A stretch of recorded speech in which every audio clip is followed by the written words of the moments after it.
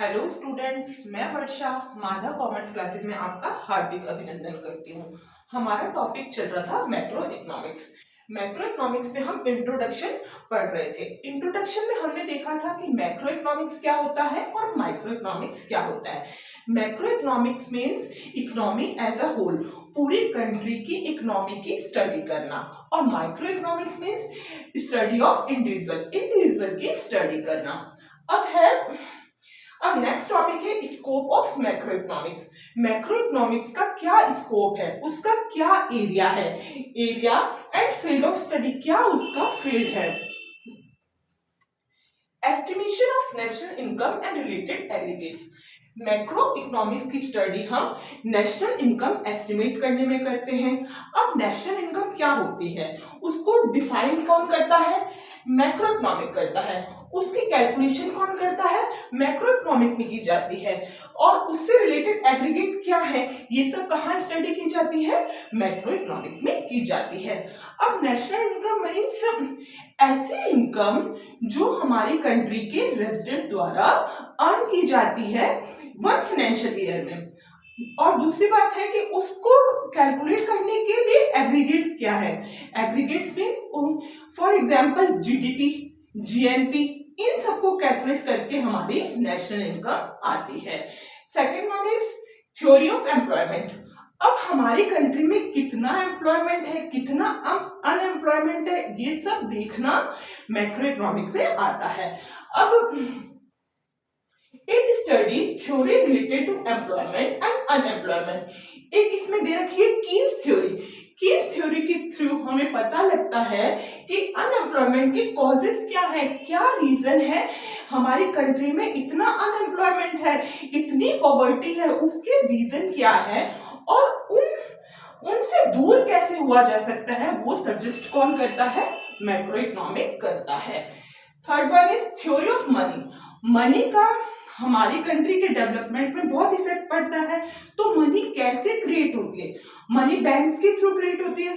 हमारी कंट्री में two types के बैंक हैं, एक है कमर्शियल बैंक, दूसरा है bank of banks with central bank, जिसे आरबीआई कहते हैं। कमर्शियल बैंक के एग्जांपल है एचडीएफसी, पीएनबी, एसबीआई, ये सब क्या है, कमर्शियल बैंक है।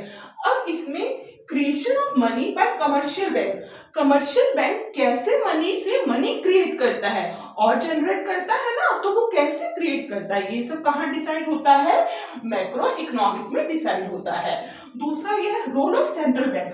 अब सेंट्रल बैंक क्या रूल्स बनाती है, क्या रेगुलेशन बनाती है, उसके क्या रोल है, क्या पॉलिसी बनाती है बैंक्स के लिए। सेंट्रल बैंक में कमर्शियल बैंक अप्रोच कर सकता है और कमर्शियल बैंक में जनरल पब्लिक भी अप्रोच कर सकती है। सेंट्रल बैंक में जनरल पब्लिक अप्रोच कर नहीं सकती, तो वो केवल बैंक्स का बैंक है। तो इट मींस कुछ जो बैंकों के लिए रूल्स रेगुलेशंस बनाता है, वो कौन सा बैंक है, सेंट्रल बैंक आरबीआई है। तो उसका क्या रोल है, ये सब कहाँ डिसाइड होता है, मैक्रो इकोनॉमिक्स में होता है। Next one is theory of general price level. इसमें ये देखा जाता है कि जनरल प्राइस कितनी है, कब हमारी कंट्री इक्विलिब्रियम के पॉइंट पे होगी, मींस कि उसे जनरल पब्लिक भी अफोर्ड कर सके। वो प्राइस कौन सा है जिसे जनरल पब्लिक भी अफोर्ड कर सके, मींस ना तो ज्यादा इन्फ्लेशन हो ना ज्यादा डिफ्लेशन हो। ये इन्फ्लेशनरी गैप को और डिफ्लेशनरी गैप को कम करती है, उसको कैसे उससे दूर हुआ जा सके, ये सब कहाँ डिसाइड होता है, इसकी स्टडी मैक्रो इकोनॉमिक में होती है। Next one is role of government और गवर्नमेंट बजट। अब हमारी कंट्री में गवर्नमेंट का क्या रोल है, क्या पॉलिसीज बना रही है, क्या प्रोग्राम्स बना रही है। फॉर एग्जांपल गवर्नमेंट ने मनरेगा बनाया और मेक इन इंडिया भी बनाया, प्लस उज्जवल योजना भी बनाई, कई पॉलिसी बनाई ना, किसके लिए, हमारी इकोनॉमी के डेवलपमेंट के लिए। तो ये सब कैसे होता है, यहाँ ये सब मैक्रो इकोनॉमिक में डिसाइड किया जाता है। How government budget impact the level of economic activity, कैसे गवर्नमेंट बजट इकोनॉमिक एक्टिविटी पर इम्पैक्ट डालता है। अब गवर्नमेंट बजट मींस गवर्नमेंट की कितने रेवेन्यू है और कितने गवर्नमेंट के एक्सपेंडिचर हैं। गवर्नमेंट के रेवेन्यू मींस गवर्नमेंट को इनकम कहाँ से जनरेट होती है, गवर्नमेंट को इनकम पब्लिक से टैक्स लेती है, पब्लिक से फी लेती है, तो ये क्या है, गवर्नमेंट के रेवेन्यू है, गवर्नमेंट की इनकम है। अब गवर्नमेंट उन इनकम को कहाँ लगाए जिससे इकोनॉमिक एक्टिविटी में बेनिफिट हो। फॉर एग्जाम्पल, गवर्नमेंट ने रेवेन्यू अर्न किया, उसको स्कूल बनाने में लगा दिया और उसको हॉस्पिटल में एक्सपेंड कर दिया। इट मीन्स कि स्कूल बने, हॉस्पिटल बने, जिससे क्या हुआ, पब्लिक को एम्प्लॉयमेंट मिला, तो इकोनॉमिक एक्टिविटी का पार्टिसिपेट बनी ना। तो वही है कि ये कैसे लेवल ऑफ इकोनॉमिक एक्टिविटी पर इंपैक्ट डालता है government budget. Exchange rate and balance of payment. अब एक्सचेंज रेट का मतलब होता है कि हमारी करेंसी अदर करेंसी की किस रेट पर एक्सचेंज हो रही है। फॉर एग्जाम्पल, अभी 82 रुपीज इक्वल्स टू $1 चल रहा है। अभी करंट में 80 या 82 रुपीज है ना, $1 के इक्वलेंट है। तो इट मीन्स ये क्या है, एक्सचेंज रेट है। तो and balance of payment, balance of payment का मतलब है कि हमारी कंट्री के इंटरनेशनल मार्केट में कितना एक्सपोर्ट हो रहा है, कितना कंट्री इंपोर्ट कर रही है, कितना उनका लेन देन है, उस सब का ब्यौरा रखना कहाँ होता है, मैक्रो इकोनॉमिक्स में देखा जाता है। देखें, डिटर्मिनेशन ऑफ एक्सचेंज रेट, उस जैसे अब 80-82 डिसाइड हो रखी है, तो वो कैसे डिसाइड हुए, किस पॉलिसी पे डिसाइड हुई है, ये सब कहाँ देखा जाता है, मैक्रो इकोनॉमिक्स में देखा जाता है। How it manage international market, अब ये इंटरनेशनल मार्केट को कैसे मैनेज करना है, एक्सपोर्ट कितना होना चाहिए और इंपोर्ट कितना होना चाहिए, कैसे मैनेज होता है, मैक्रो इकोनॉमिक्स के थ्रू होता है। अब नेक्स्ट टॉपिक है significance of macro economics. Significance मतलब क्या इंपॉर्टेंस है मैक्रो इकोनॉमिक्स की, क्या कारण है मैक्रो इकोनॉमिक्स को अपनाने के।